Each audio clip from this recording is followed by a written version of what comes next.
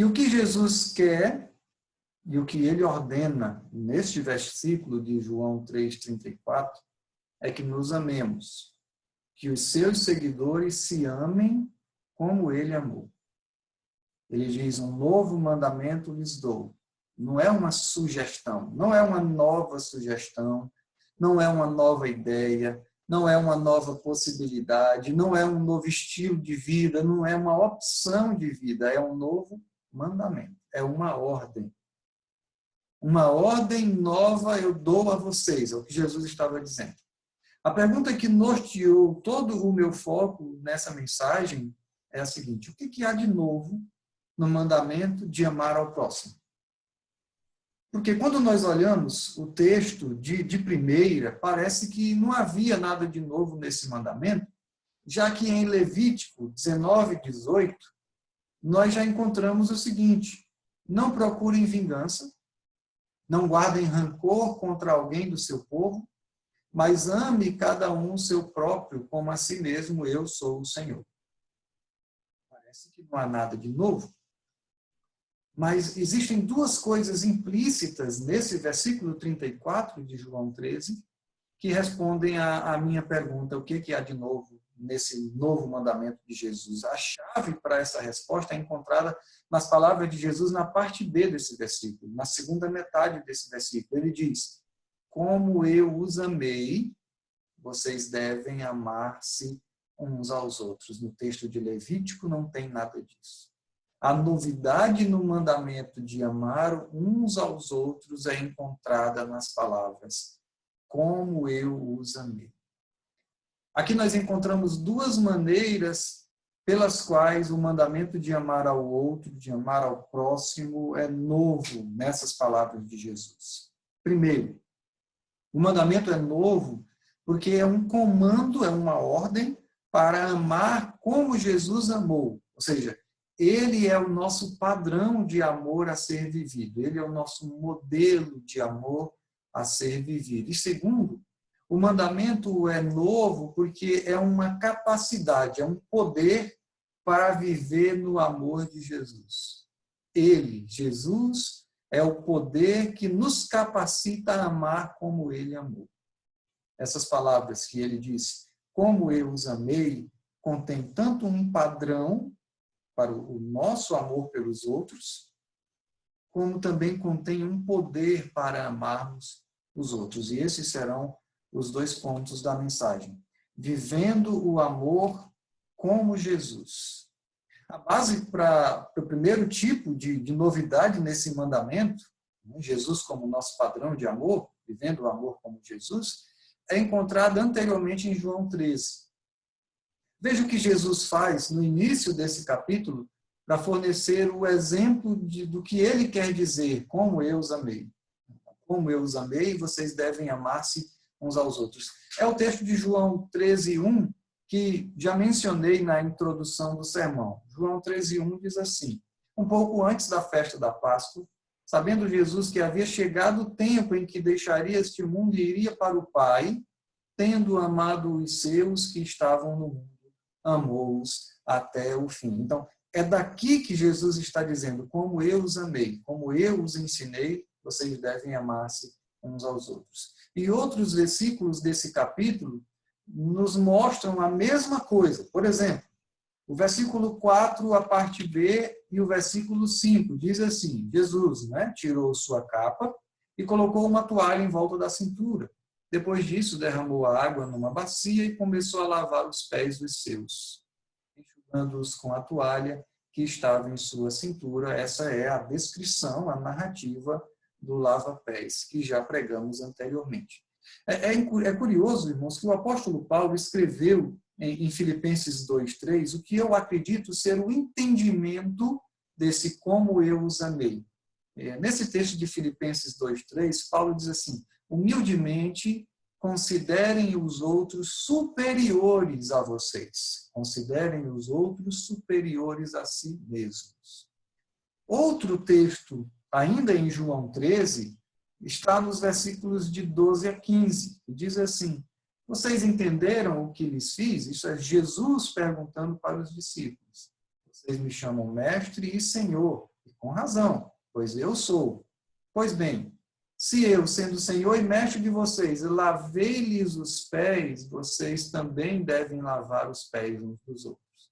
Eu lhes dei o exemplo para que vocês façam como lhes fiz. Digo-lhes verdadeiramente que nenhum escravo é maior do que o seu senhor, como também nenhum mensageiro é maior do que aquele que o enviou. Esses textos, eles nem precisam de explicação. Esse é um texto que não traz nenhum desafio para ser aplicado na vida de ninguém, porque Jesus está dizendo claramente o que você precisa fazer. Jesus está nos ensinando o padrão de amor dele e dizendo, me imitem. Façam como eu faço. Façam o mesmo que eu fiz. Por isso que quando nós chegamos no versículo 34, e Jesus diz, como eu os amei, vocês devem amar-se uns aos outros, nós não precisamos nem explicar o que Jesus quer dizer como eu os amei. Ele tinha acabado de mostrar como ele amou os discípulos.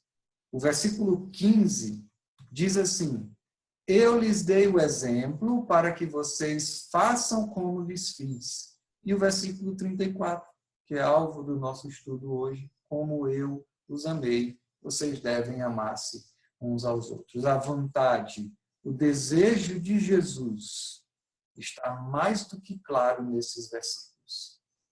Como ele amou, com um amor servil, com um amor humilde, com um amor que se esvazia de si mesmo, vocês também devem amar-se uns aos outros. Parece que a igreja não está caminhando por esse caminho. Parece que os cristãos não estão seguindo os passos de Jesus no que diz respeito a esse amor. Mas é assim que nós devemos amar na Igreja Batista Nova Vida. É assim que devemos amar na nossa vida como cristãos, seguidores de Jesus Cristo. E esse amor, ele envolve pelo menos duas coisas.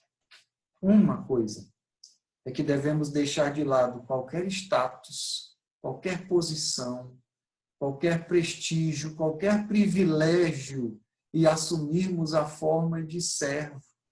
E foi isso que Jesus fez no versículo 14. Pois bem, se eu, sendo Senhor e Mestre, olha aí o status, olha a posição, olha o prestígio de Jesus, eu sendo tudo isso de vocês, lavei-lhes os pés, vocês também devem lavar os pés uns dos outros. E é claro, eu não vou aqui nessa mensagem explicar o que quer dizer esse lavar os pés, porque eu já fiz isso em uma mensagem anterior. Já expliquei que essa é uma referência ao perdão dos pecados que são cometidos por acidente na vida do cristão corriqueiramente e que não é uma vista grossa para o pecado, mas é o perdão do pecado, o tratar o pecado. O que quero destacar aqui, irmãos, é que Jesus tinha um status. Ele tinha uma posição, ele tinha privilégios como Senhor e Mestre. Ele não era obrigado a lavar os pés dos discípulos, isso não era o papel dele. Quantas e quantas vezes as pessoas na igreja ou na sua vida mesmo já precisaram de você, aí você diz, não, isso não é minha função. Não, isso não é meu trabalho. Eu não sou obrigado a fazer isso. Jesus também não era obrigado. E aí o texto de Filipenses 2, no versículo 6, que fala da kenosis, do esvaziamento de Jesus, Paulo diz assim, que embora sendo Deus, Jesus não considerou que o ser igual a Deus era algo a que deveria apegar-se. Você acha mesmo que Jesus estava preocupado com posição de mestre, de discípulo, de 12, de 1000, de 2000, de 1 milhão? Ele é Deus, ele se esvaziou de algo muito maior. Ele abriu mão de algo muito maior. Ele esvaziou-se da sua própria glória e tornou-se servo. Por que Jesus fez isso? Por que ele esvaziou-se da sua glória? Estamos vendo primeiro que ele fez isso para nos dar o exemplo. E essa é justamente a primeira parte que precisamos entender. Como esse mandamento é novo, é porque Jesus deixou de lado a sua posição, deixou de lado o privilégio que tinha para servir aos outros. Jesus é o nosso padrão de amor. O novo mandamento é para que observemos esse padrão. Observemos o nosso Senhor, Mestre e Salvador, servindo aos outros. Mas não fiquemos só olhando, irmãos. Não fiquemos só observando, mas o sigamos nesse ministério de servidão. Vivamos o amor que vemos em Jesus.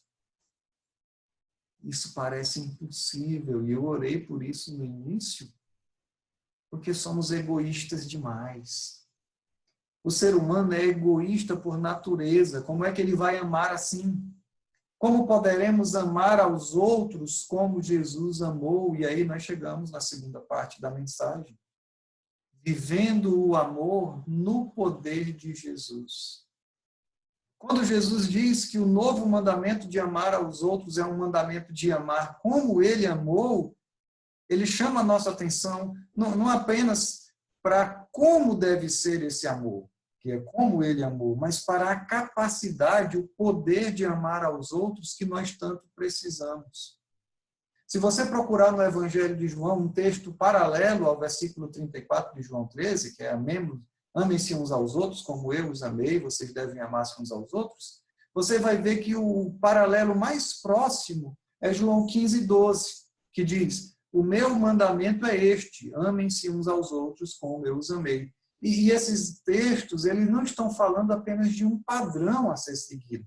Jesus não está falando apenas de um modelo, porque Jesus descreve uma conexão consigo mesmo que nos capacita, que nos dá o poder para amar como ele amou. Essa é a segunda novidade no mandamento de amar aos outros.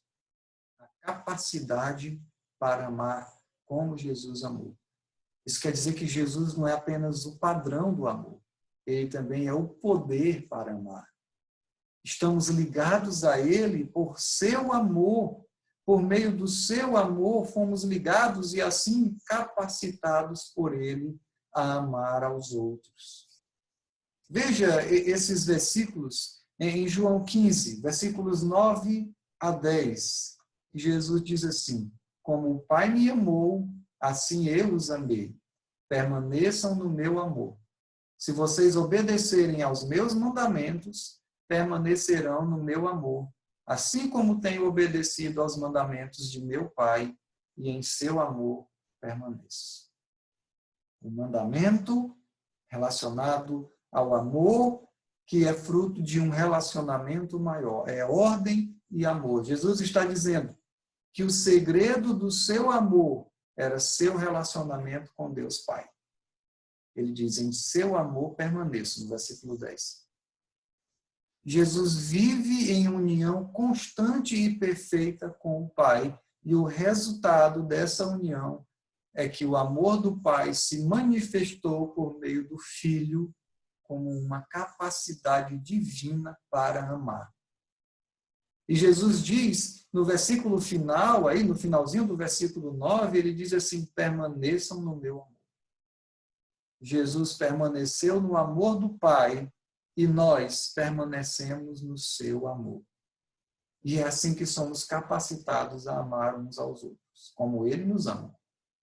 Jesus nos ama permanecendo no amor do Pai, que tanto amou o mundo que enviou o seu Filho unigênito. Nós amaremos uns aos outros se permanecermos no amor do Filho, se permanecermos em constante comunhão com o Filho, porque o amor do Filho é o amor do Pai. Era disso que Jesus estava falando em João 15, 5, quando ele disse: eu sou a videira, vocês são os ramos. Se alguém permanecer em mim e eu nele, esse dá muito fruto, pois sem mim vocês não podem fazer coisa alguma. Jesus não é apenas o padrão de amor, ele é o poder, ele é a capacidade que nos é dada para amar. Ele diz: sem mim vocês não podem fazer coisa nenhuma. Nós não podemos amar-nos uns aos outros como Jesus nos ordena, se não permanecermos nele como ele permanece no Pai. Se não tivermos a comunhão com ele, como ele tem comunhão com o Pai. E essa é a oração que ele faz em João 17. Eu quero que eles sejam um, como nós, o Pai e o Filho, somos um. Portanto, a novidade do mandamento de Jesus não é apenas que ele se tornou o nosso padrão de amor perfeito, assumindo o papel de servo, mas também que ele se tornou o nosso poder para amar, a nossa capacidade para amar, permanecendo ele no Pai, para que ao permanecermos nele, recebamos o próprio amor do Pai.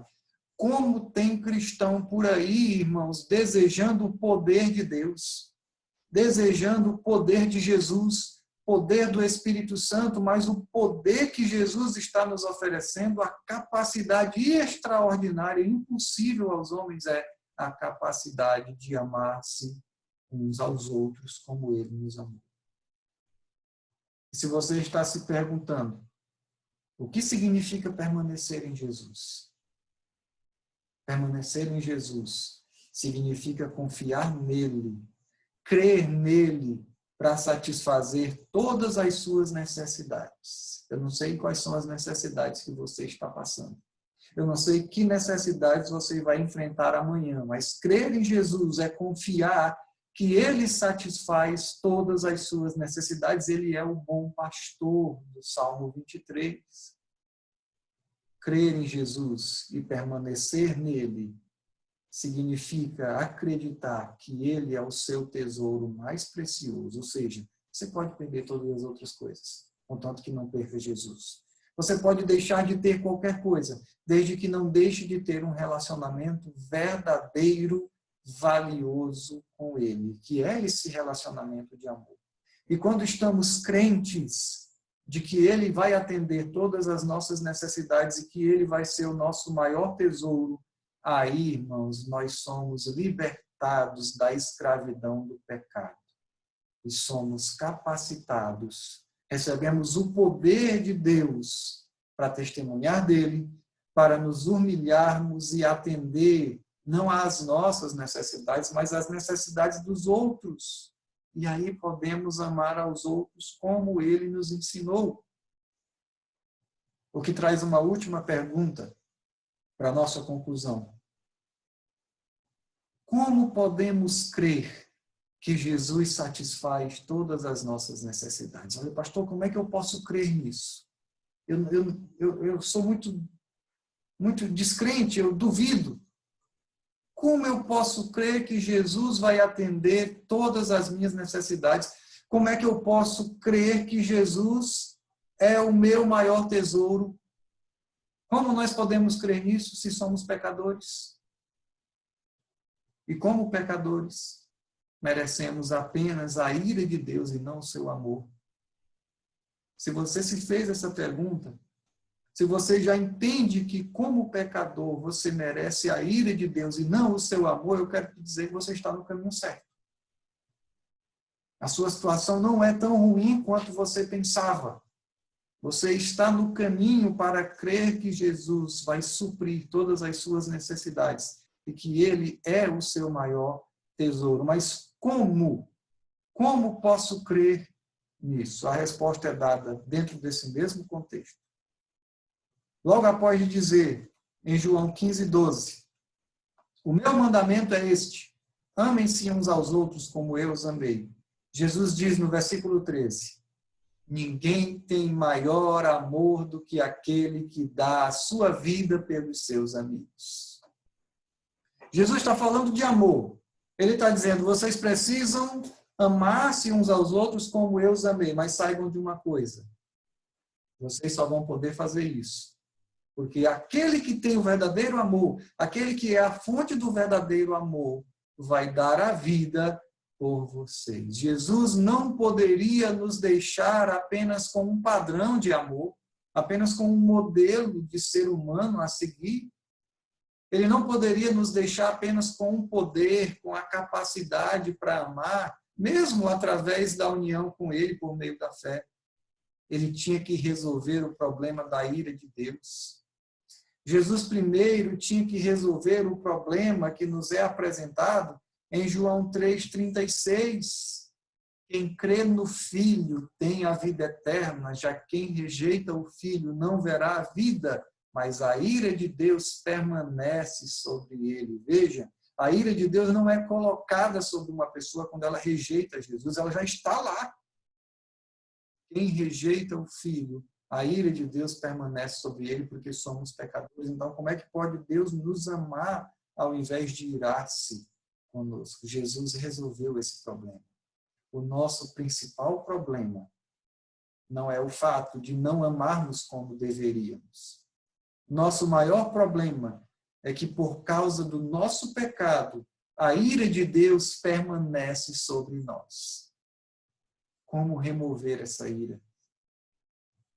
Porque Deus deixaria de irar-se conosco e, em vez disso, derramaria seu amor em nossas vidas por meio do seu Filho e ainda nos capacitaria a amar? Essa é a pergunta-chave. A resposta está aqui, em João 15:13. Jesus deu a vida por seus amigos. Jesus morreu em nosso lugar, irmãos.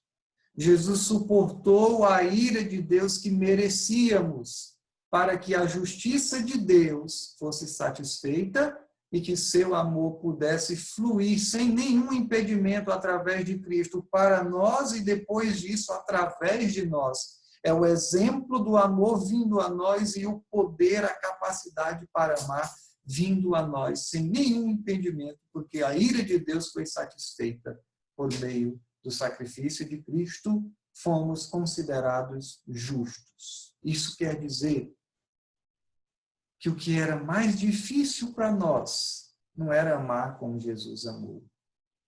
O que era mais difícil para nós era sermos aceitos por Deus. Era ter a ira de Deus removida de sobre nós.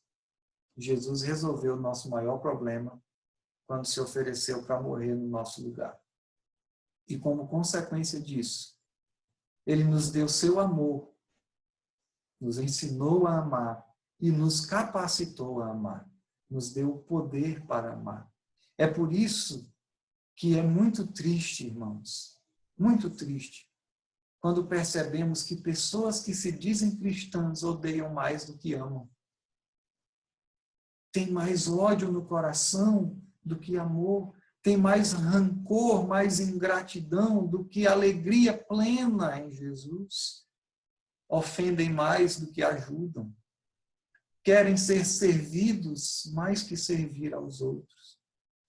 Quem foi justificado pela cruz de Cristo, quem foi amado por Ele de uma maneira toda especial e é diariamente capacitado por Ele a amar os outros, não pode agir assim.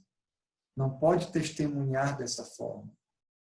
O mandamento de amar-nos uns aos outros é novo. E é novo porque Jesus é o padrão e o poder para esse amor.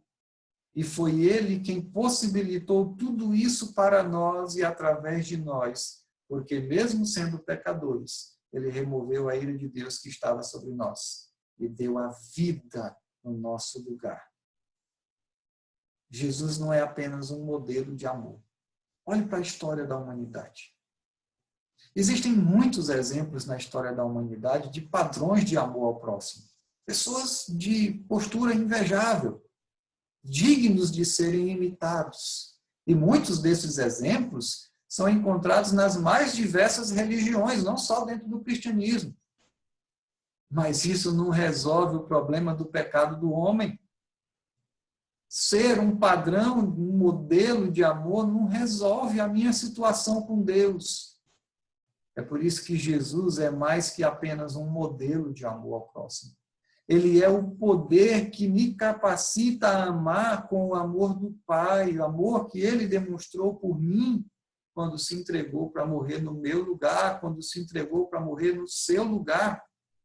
Se você crê em Jesus, você também precisa crer que Ele é o poder que lhe capacita a amar aos outros como Ele amou.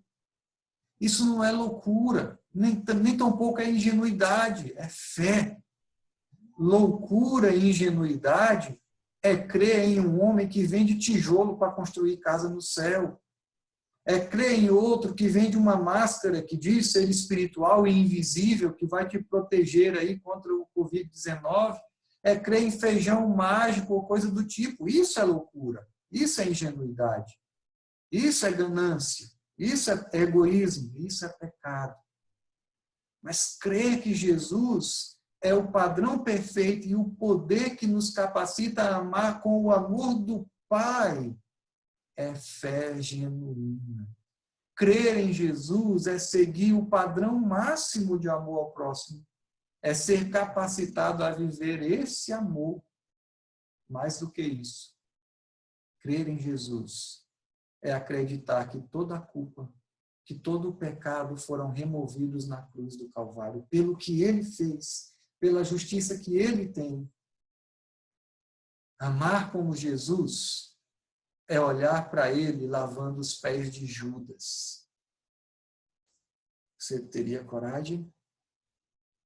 Quando você olha para a última ceia e imagina aquela cena de Jesus lavando os pés empoeirados de Judas, amar como Jesus amou. É assim como ele, lavar os pés daquele que o iria trair. Nós também precisamos olhar para as pessoas que muitas vezes se apresentam como nossos inimigos, embora a Bíblia deixe clara que a nossa batalha, a nossa guerra não é contra carne nem sangue, ou seja, não é contra uma pessoa aqui ou outra pessoa acolá, mas muitas vezes as pessoas se apresentam como nossos rivais, como nossos inimigos. Nós precisamos olhar para essas pessoas e demonstrar amor por elas. Se necessário for, lavar os seus pés. Mesmo que sejamos humilhados, mesmo que sejamos até mortos, mas a nossa esperança não é para essa vida. A nossa esperança é para a vida eterna, com Cristo, que fez tudo isso por nós, que capacitou a vinda desse amor, que nos deu esperança plena nele. E eu vou terminar com esse texto. Quem crê no Filho tem a vida eterna. Você crê em Jesus Cristo, você crê que ele resolveu a sua situação com o Pai na cruz do Calvário. Se você crê, você precisa orar a ele e pedir que ele te ensine não só a ser o padrão de amor, mas que te capacite a amar como ele amou. Se você não crê assim, a palavra de Deus diz que você rejeita o Filho. Você ouve a mensagem dele, você sabe o que ele fez, você sabe o preço que ele pagou e mesmo assim o rejeita. Você não verá a vida, mas a ira de Deus permanece sobre você. Eu espero que Jesus abençoe você, que ele abençoe a sua vida. Que o Espírito Santo do Senhor venha até o seu coração e te capacite a crer em Jesus, que te dê o dom da fé e o arrependimento para confessar a Jesus como o Senhor e verdadeiro Salvador da sua vida. Vamos orar. Amado Deus e Pai, muito obrigado, Senhor, por essa palavra. Obrigado, meu Deus, porque o Senhor nos amou tanto que enviou a Jesus. E ele nos serve de padrão perfeito de amor, mas mais do que isso, ele nos capacita a amar. Te agradecemos ainda mais por aquilo que era impossível, ó Pai, para o homem pecador, ser aceito por Ti, como Teu Filho, na Tua família, como justo de Deus, ó Pai. Isso Jesus fez quando entregou-se no nosso lugar.